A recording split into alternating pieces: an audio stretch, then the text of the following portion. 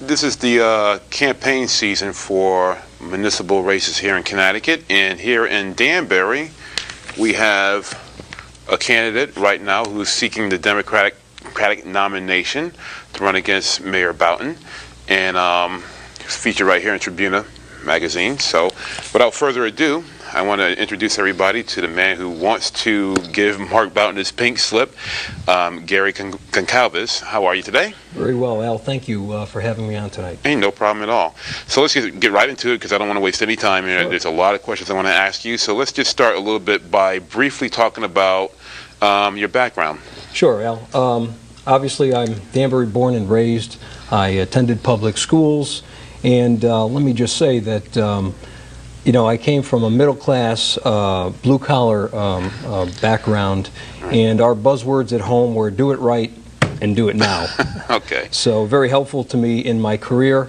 I am the father of 3 children, ages 24, 21, and 18. I've worked for the same company for General Reinsurance Corporation in Stamford, Connecticut, where I currently am a vice president of global finance. And General Re is a premier insurance company in this country and in the world. We're a leader in many aspects, and it's been a pleasure to spend pretty much my entire career with them. I have a bachelor's degree from the University of Bridgeport, okay, and I've got an associate's degree from Naugatuck Valley Community College, and that's in business administration. Now, you say you've been working 30 years for General Re. That's a pretty long time to be for one company here. Well, General Re is a company that's actually in the Berkshire Hathaway Group. It was bought by Warren Buffett in the 90s. Right. And basically, we've got a lot of people at General Re who've been there a number of years. And Al, I should say that I started there actually back in 1980 as a junior programmer. Okay. I had just come out of programming school.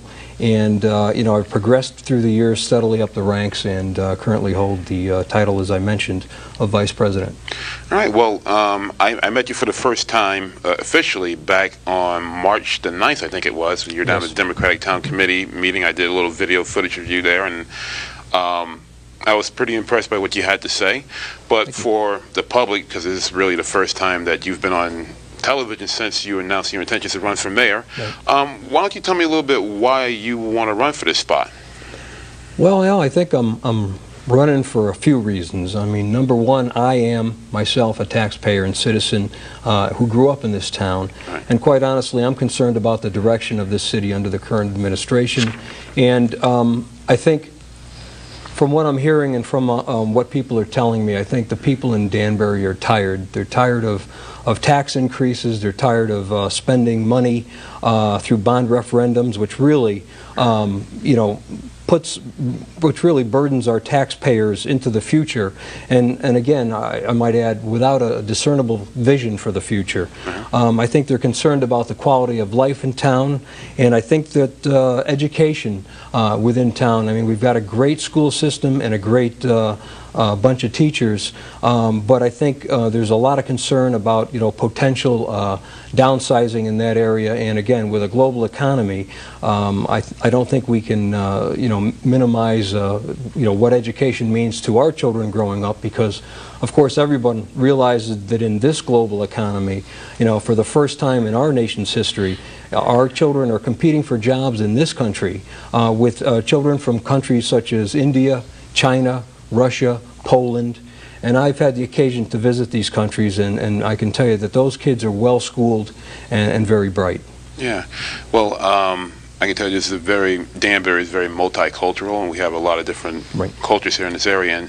And I, as a father who's going to have a child pretty soon going through the school system, and the public school system, that is, I want to make sure that we have the best education available for our students, because for our kids, because they're the future, and without a good school system, we have problems.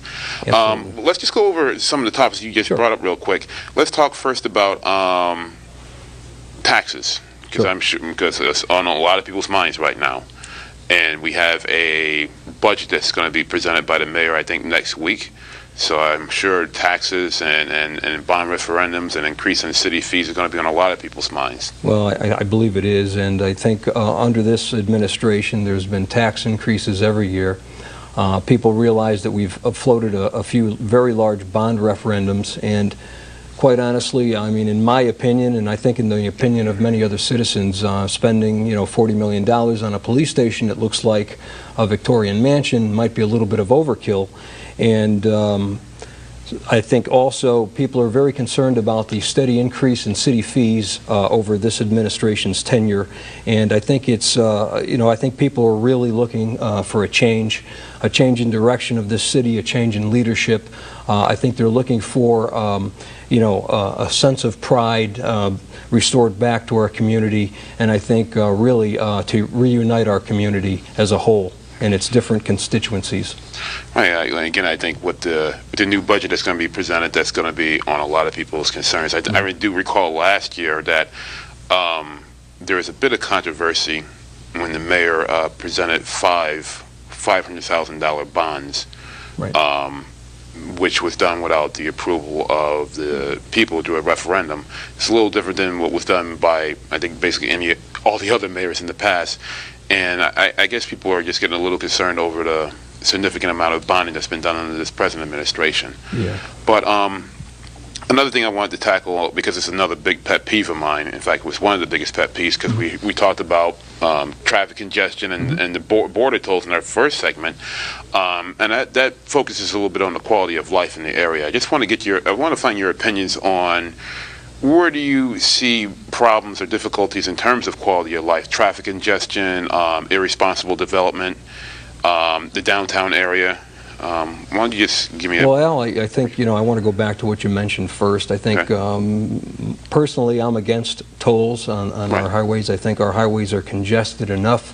I don't like the fact that we are a border town with New York State, and by putting the tolls there, again, increase congestion and also, pollutants into the air. I mean, let's face it. I mean, people who are sitting at those tolls waiting, they're polluting the air as they wait, and I don't think it's worth the money that we may make on it.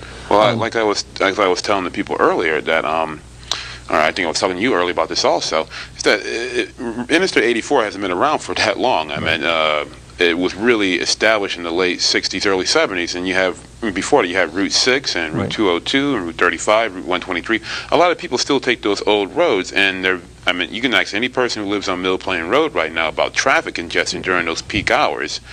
And now you have a state that wants to put border tolls. I wish they would put more emphasis on fixing Mill Plain Road and expanding that versus putting more tolls on our roads. You raise a good point, and again, I think one of my visions would be east to west and north to south traffic corridors through the city.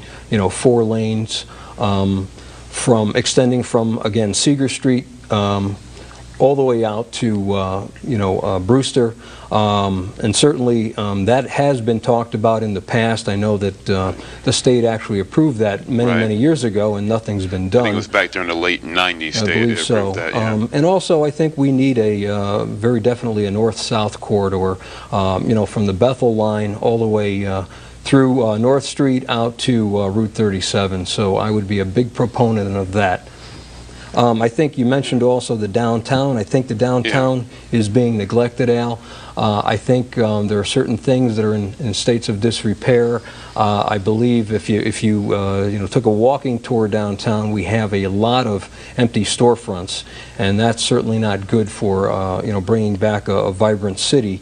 I think the fact that we're going without right now an economic development director is really hurting us big time, and I think that's one of the things that needs to be corrected. Should I be fortunate enough to win election.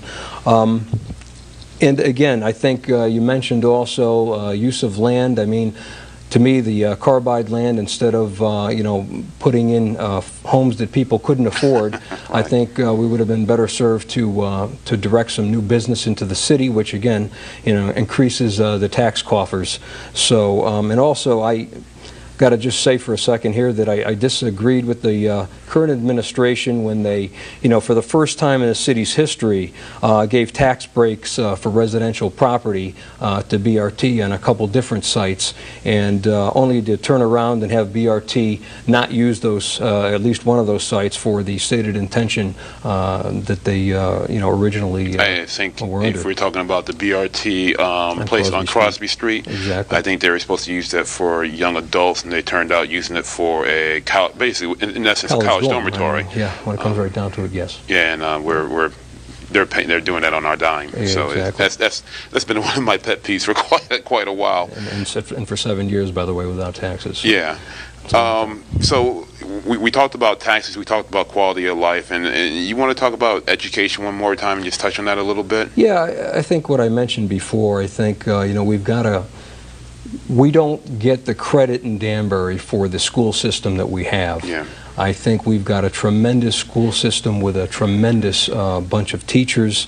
I was sorry to see that, and I understand for budget reasons, we may have had to offer people early retirement packages. But in doing so, again, when you offer early retirement, you cannot control who accepts the packages and who can't, and who don't, and you lose people that you're ill afford to lose. And I think, again, you mentioned the budget upcoming, and people are very concerned about teacher position eliminations. I don't care what you call it, layoffs. I don't think we can afford to take educators out of our classrooms. Yeah, I went to a couple of forums. One at the King Street School. I think another one was over. I think it was Stadley Ruff. I can't recall off the top of my head, but I tell you, a lot of parents, a lot of young adults worry about teachers being either moved from one school to the other or just losing them altogether. When it comes to education, parents really take that very seriously. It's a concern, and as I mentioned before, I mean, I've had occasion through General Reinsurance to travel really the world, and I've been to India and I've been to Poland, and those are two large countries that outsource today. And again, China is looming out there as potentially the largest outsourcer at some point. And again, we're outsourcing. We started with manufacturing.